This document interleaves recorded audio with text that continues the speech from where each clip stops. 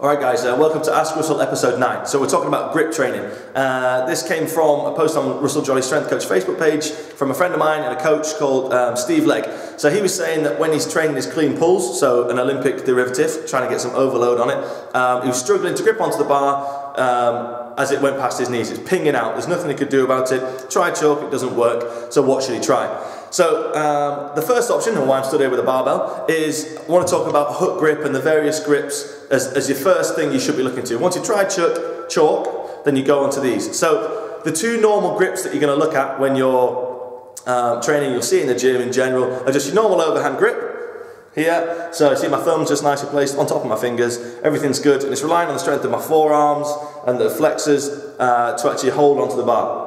The second grip is called suicide grip. So I take my thumb and I stick it behind the bar. Now, this is usually for pressing or in pull-ups, or maybe you might find it more comfortable as well. So the bar will sit more into the palm of your hand so you can push directly through it rather than you being possible to cock your wrist, which is what can happen when you're heavy pressing. So the thumb goes behind. It's called suicide grip though because you'll see it on YouTube if you have a look for it. Some big guy benching and he struggled, and then ping, his hand flips off the bar, smashes down his chest, and he's suddenly about this thick at the chest level. So I don't know if anyone's actually died of it or not, but you know, that's why it's called suicide grip. So you want to consider that, whether you're actually going to do it or not, safety first and all that. Now the next option is hook grip. So all the major Olympic lifters will do this. Any guys that want to Olympic lift kind of have to learn it realistically, that's just the way it goes.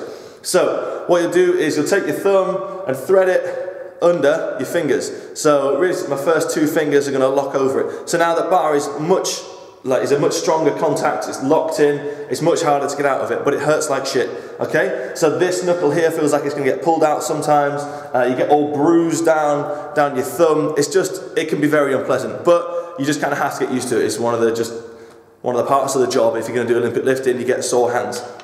But if that is an issue, or you should still do it, even if it is an issue, and learn other grip training as well. So, let me lay this down. Now, I think grip training is really important, and it also leads us into kind of forearm training for many reasons. Part of the fact is when you stand with folded arms, if you're a strength coach, everyone does that in their sort of profile photo, including myself. You want to look like you've got big forearms. Bam. Alright, that way people take you seriously, because they know you're picking up heavy shit all day long, and you're legit. Big forearms, big traps, hopefully. So, in order to get bigger forearms, there's a few things that we want to look at. First off is fat grip training. So a normal bar, the one I've just shown you, 28 mil.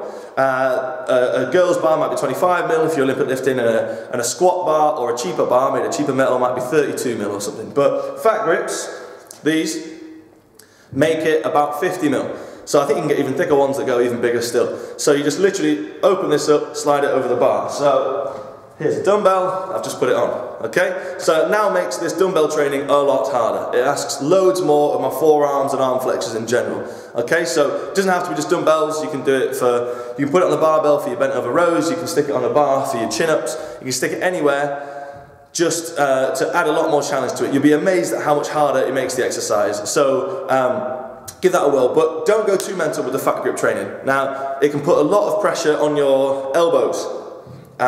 Through your extra flexor activity, you can get a little bit of tendonitis in your elbows and wrists, so just be careful with it. Try it on one exercise in one session and see how it goes, and then try and build it in from there, so that you just gradually train your body to be a bit stronger. So hopefully that should get your grip a bit stronger. Another way is pinch grip training. So like plate pinches is a good example. If I grab this and back up, you can see it's 15 kilo. Now I'm just going to hold it straight down to my side.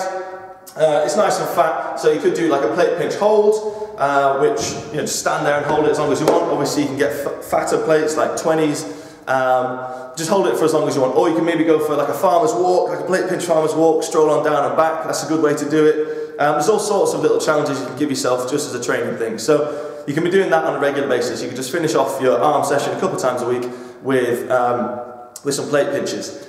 There's also like rope training. So this is a bit of a fat rope. So this is a 50 mil rope again. So you've seen all the drills for ropes, you know, waves, snakes, slams, drums, everything. That's going to help with your fat grip training. You can even sling it over a pull-ups bar and do pull-ups with a rope. So there's a load of examples there, and those are just a few good ones that I use regularly for training my forearms. I mean, indirectly, obviously, heavy deadlifts, farmer's walks, chin-ups, all those kind of things are going to increase your forearm strength. I've never had a problem with grip because I've always done those things. It's always the guys that come in, they've got giant guns and no forearms because all they've ever done is work with a 15 kilo dumbbell as a maximum for a bazillion reps, that have problems with the grip.